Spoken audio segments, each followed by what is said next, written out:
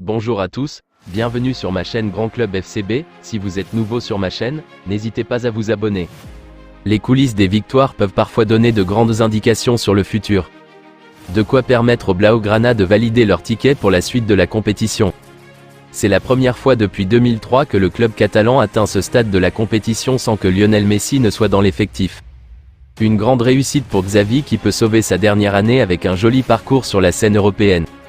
Car hier, comme il l'a indiqué en conférence de presse, ce succès ne changera pas son futur, lui qui a annoncé qu'il quitterait le club à la fin de la saison. Mais qui le remplacera? Plusieurs noms sont évoqués comme Roberto De Zerbi, Thomas Tuchel ou encore Hansi Flick. Et depuis hier soir, un nouveau nom s'est ajouté à la liste, celui de Giovanni Van Bronckhorst, l'ancien international hollandais passé par les rangs du Barça devenu entraîneur, Feyenoord, Glasgow Rangers.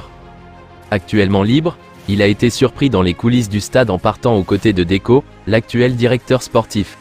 Les deux hommes se sont connus lors de leur aventure commune en Catalogne. Il n'en fallait pas plus pour faire de lui un nouveau candidat au poste d'entraîneur pour l'an prochain. Le FC Barcelone a rompu la malédiction. 4 ans après sa dernière participation au quart de finale de la Ligue des Champions, il retrouvera ce stade de la compétition cette saison après avoir brillamment disposé de Naples hier soir, 3-1, 4-2 cumulés. Une qualification qui a semé un vent de confiance en Catalogne où on est admiratif d'une jeunesse qui s'annonce déjà dorée, symbolisée entre autres par Lamine Yamal et Pau Cubarsí. En attendant que les jeunes prennent définitivement le pouvoir, une bonne nouvelle attend le club. De Jong et Pedri de retour? En effet, selon les informations de Mundo Deportivo, les dates des quarts de finale, 9 au 10 avril et 16 au 17 avril, devraient permettre à Frenkie de Jong et Pedri de faire leur retour, à minima pour le match retour. Cela sera aussi le cas de Ferran Torres. Un véritable coup de boost pour les Blaugrana, qui pourrait donc être au complet pour ce rendez-vous importantissime. Reste désormais à savoir qui sera l'adversaire des Catalans. Le PSG, le Bayern Munich, le Real Madrid, Manchester City, Arsenal, Atlético Madrid et Borussia Dortmund ont déjà validé leur ticket pour les quarts. Le jeune Pau Cubarsí devrait connaître sa première sélection avec l'Espagne.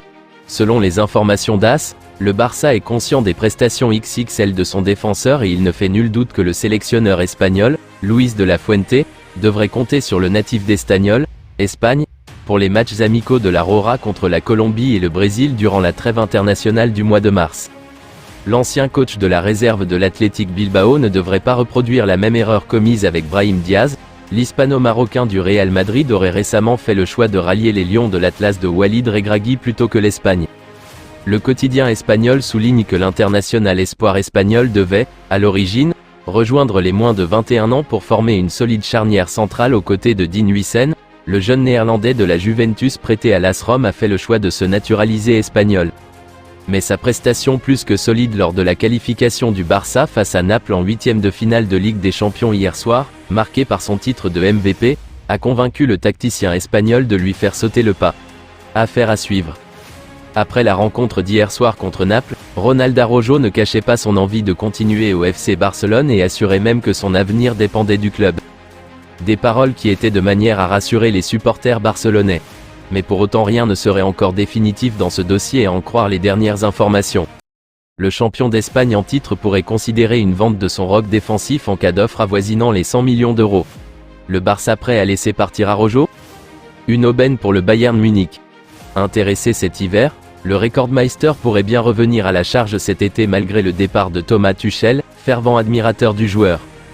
Un cadre de Première Ligue serait aussi sur le coup et pourrait être tenté de passer à l'action si le Barça venait à ouvrir la porte. Si la volonté première du club culé est bien évidemment de conserver l'Uruguayen, une offre irrefusable pourrait bien pousser la direction à revoir ses plans en raison du fair play financier. Je vous remercie d'avoir regardé ma vidéo, n'hésitez pas à vous abonner pour plus de contenu similaire.